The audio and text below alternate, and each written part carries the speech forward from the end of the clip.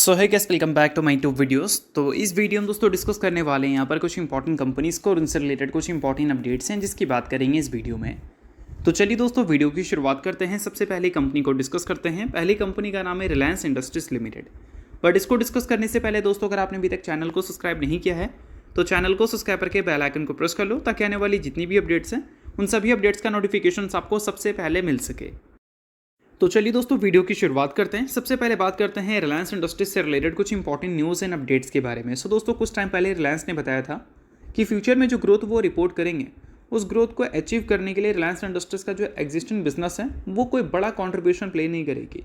Reliance industries new business में जो invest कर रही है वो एक बड़ा कॉन्ट्रीब्यूशन प्ले करेगा। अब इसमें कंपनी ने रिन्यूएबल सेक्टर को भी हाईलाइट किया था और ग्रीन हाइड्रोजन सेक्टर को भी हाईलाइट किया था। और रिसेंटली न्यूज़ पब्लिश हुआ था कि ग्रीन हाइड्रोजन सेक्टर को लेकर कंपनी को मिल चुका है अप्रूवल। रिलायंस इंडस्ट्री, एल&टी और वारी एनर्जीज और इसके साथ 6 ऐसी कंपनी है जिसको मिला था LOA यानी कि letter of award to setup green hydrogen production facilities. तो न्यूज़ ये देखा जाए तो फ्यूचर के प्लान्स के हिसाब से काफ़ी सही थी। बट इन सारी चीज़ों के बीच में दोस्तों एक और न्यूज़ था जो कि देखा जाए तो रिलायंस इंडस्ट्रीज़ के लिए अच्छी खबर बिल्कुल भी नहीं थी। अब न्यूज़ दोस्तों यहाँ पर यह था कि एलोन मस्क की जो कंपनी है स्टारलिंक, उनको एक्सेस मिल चुका है इंडिया में अपने बोल सकते हैं बिजनेस को चलाने का। अब इसमें 2 कंपनी को तो ऑब्वियस सी बात है कि प्रॉब्लम्स होगा, जिसमें एक ऑब्वियस सी बात है रिलायंस इंडस्ट्री और दूसरी भारती एयरटेल। बट दोस्तों फिलहाल यहाँ पर न्यूज़ एंड अपडेट्स ये पब्लिश हो रही है कि कुछ चीज़ें ऐसी हैं जिससे रिलायंस इंडस्ट्री हो या फिर एयरटेल हो, उनको बिल्कुल भी डरने की ज़रूरत नहीं है। अब वो कुछ चीज़ें क्या हैं वो मैं आपको इसी वीडियो के आगे समझाऊंगा। बट ये न्यूज़ हम लोग डिस्कस इसलिए कर रहे हैं क्योंकि रिलायंस इंडस्ट्रीज़ का जो टोटल रेवेन्यू है उसका 11% हमें जियो से आता हुआ देखने को मिलता है। लगभग पूरे साल में 10 लाख करोड़ के आसपास का रेवेन्यू उसका दिख जाता है हमें। उसका 11% लगभग 1,10,000 करोड़।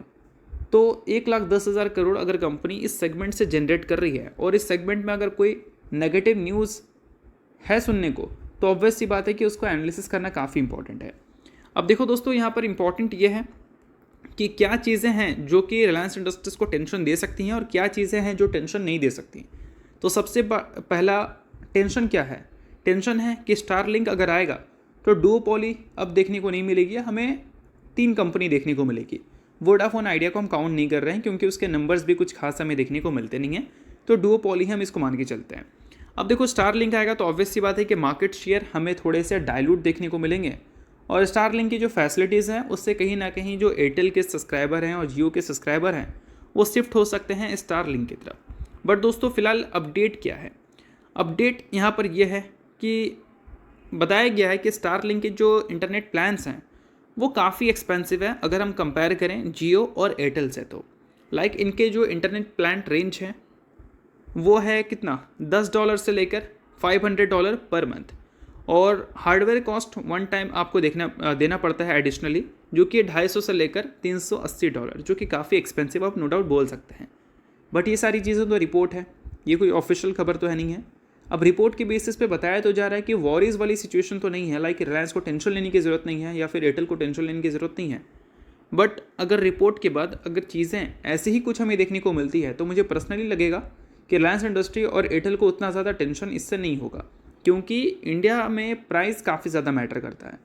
और प्राइस अगर आपका ज़्यादा है और वही कम प्राइस पे कोई कंपनी अगर बेटर सर्विसेज दे रही है तो ऑब्वियस सी बात है कि लोग वहाँ पर जाना प्रेफर करेंगे। बट देखते हैं कि ये अभी रिपोर्ट जो पब्लिश हुई है इस रिपोर्ट में कितना दम है।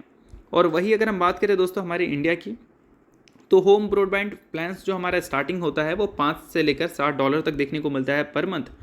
और प्रीमियम की अगर हम बात करें लाइक 1 GB पर सेकेंड वाली जो स्पीड होती है वो $47 पर मंथ की प्लान हमें देखने को मिलती है। तो ओवरऑल अगर देखें तो स्टारलिंक से हमारा जो प्लान है वो काफ़ी सस्ता है।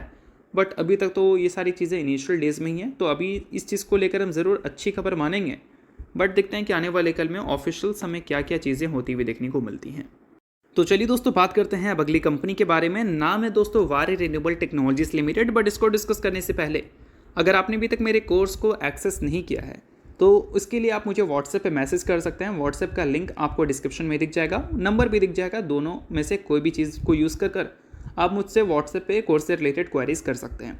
काफ़ी अच्छे डिस्काउंट पे ये कोर्स अभी हम आपको प्रोवाइड कर रहे हैं, काफ़ी नॉमिनल फ़ी है, कोई भी ईजिली अफोर्ड कर सकता है। और साथ में दोस्तों कोर्स को अटेंड करने के बाद किसी भी तरह का डाउट्स एंड क्वेरीज होती है तो लाइफ टाइम तक उसका जो गाइडेंस है वो भी मैं आपको देने वाला हूँ, तो इसके लिए भी कोई प्रॉब्लम आपको होगा नहीं। तो व्हाट्सएप का लिंक आपको डिस्क्रिप्शन में दिख जाएगा, नंबर भी दिख जाएगा, जो आपको सूटेबल लगता है उस हिसाब से आप व्हाट्सएप पे जाकर मुझे मैसेज कर सकते हैं। तो चलिए दोस्तों टॉपिक पे वापस आते हैं, बात करते हैं वारे रिन्यूएबल से रिलेटेड कुछ इंपॉर्टेंट न्यूज़ एंड अपडेट्स के बारे में। सो दोस्तों आज के दिन वारे रिन्यूएबल आपको फोकस में दिखी है। फोकस में दिखने का सबसे बड़ा रीज़न ये है कि वारे रिन्यूएबल को मिल चुका है एक अनदर प्रोजेक्ट, और ये प्रोजेक्ट है सोलर पावर का, जिसका वर्थ है 262 करोड़। अब इसके कंप्लीट डिटेल्स आपको देखने को मिलेंगे यहाँ पर। वारे रिन्यूएबल एक EPC कंपनी है, तो इसको मिला है लेटर ऑफ अवार्ड यानी कि LOA फॉर EPC वर्क्स। अब इसके डिटेल्स देखने को मिलेंगे आपको। Ground mount solar power project रहेगा, जिसमें इंक्लूड रहेगा ऑपरेशन एंड मेंटेनेंस। ठीक है, अब इसके वर्थ तो हमने समझा दिया, और क्या कामकाज कंपनी को मिला है उसकी भी बात हमने किया। तो इन सारी चीज़ों की वजह से आज के दिन वारी आपको फोकस में दिख रही है, और 262 करोड़ का एक अनदर प्रोजेक्ट कंपनी के ऑर्डर बुक में ऐड भी हो चुका है। अब दोस्तों वारी रिन्यूएबल पिछले कुछ टाइम में अच्छी गिरावट तो दिखाई है, बट इस गिरावट में सिर्फ स्टॉक नहीं, कंपनी के वैल्यूशंस भी टूटे हैं। और हमेशा जब वैल्यूशंस की बात होती है तो पहले के वैल्यूशन और करंट के वैल्यूशन को कंपेयर करना हमेशा सही नहीं होता।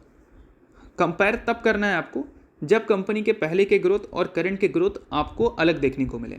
ठीक है, अभी दोस्तों अगर हम देखें वारे रिन्यूएबल्स के ग्रोथ को, तो पहले कंपनी के जो नंबर्स थे वो अच्छे रहते थे, अभी भी कंपनी के नंबर्स हमें अच्छे देखने को मिले हैं। और ऐसे टाइम पे कोई कंपनी मान लो अगर 100 की PE पे ट्रेड कर रही है और वहाँ से कंपनी 80% की ग्रोथ दिखा रही है, तो कभी कभी हो सकता है कि मार्केट बोले कि 80% का ग्रोथ मज़ा नहीं आ रहा, 90% का ग्रोथ होना चाहिए, तब 100 का PE ठीक रहेगा। और 90% का ग्रोथ नहीं होगा तो ऑब्वियस सी बात है कि 100 के PE पे स्टॉक ओवर वैल्यूड देखने लगेगी, तो वहाँ पर करेक्शंस का खतरा बढ़ जाएगा। बट वही टाइम पे अगर 100 से उस कंपनी का वैल्यूशन टूट कर मान लो 40 पे आ जाए, 50 पे आ जाए, और तब भी कंपनी अगर 80% का ग्रोथ दिखाए, तब मार्केट सोचेगी नहीं 50 के प्राइस टू अर्निंग मल्टीपल्स पे ये कंपनी का 80% का ग्रोथ मस्त है, वहाँ पर वो कंपनी अट्रैक्टिव लगने लगेगी। तो अभी जो कंपनी से रिलेटेड जितने भी ऑर्डर से रिलेटेड न्यूज़ आपको सुनने को मिल रही है, ये कंपनी के ऑर्डर बुक में जुड़ तो रहे हैं, इसके एग्जीक्यूशन अगर कंपनी करती है फटाफट और कंपनी के नंबर पहले की तरह ही आने वाले कल में भी देखने को मिल जाए, तो अभी 40-45 के रेंज के आसपास के जो PE पे ये कंपनी ट्रेड कर रही है, वो इसको एक टाइम पे अंडर वैल्यूड दिखाने लगेगा। तो इस चीज़ को थोड़ा सा नोट करना। कोई बाई सेल रिकमेंडेशन नहीं है, बट एजुकेशन पर्पज़ के लिए है कि वैल्यूशन काम कैसे करता है, टाइम टाइम पे वैल्यूशन कब महंगा लगने लगता है और कब सस्ता लगने लगता है। तो इस चीज़ को सिर्फ मैंने समझाने की कोशिश की है। तो चलिए अब डिस्कस करते हैं अगली कंपनी को। नाम है दोस्तों इरेडा, यानी कि Indian renewable energy development agency limited. अब इस कंपनी ने दोस्तों खुद के डेवलपमेंट के लिए एक बोर्ड मीटिंग रखा था, जो बोर्ड मीटिंग था कल के दिन 25 मार्च को। उसके आउटकम्स हमें देखने को मिल चुके हैं। आउटकम्स में दोस्तों ये सुनने को मिली है कि कंपनी के बोर्ड मीटिंग में जो प्रपोजल रखा गया था बोरोइंग प्लान्स का FY26 का, वो अप्रूव हो चुका है। प्लान्स क्या है दोस्तों?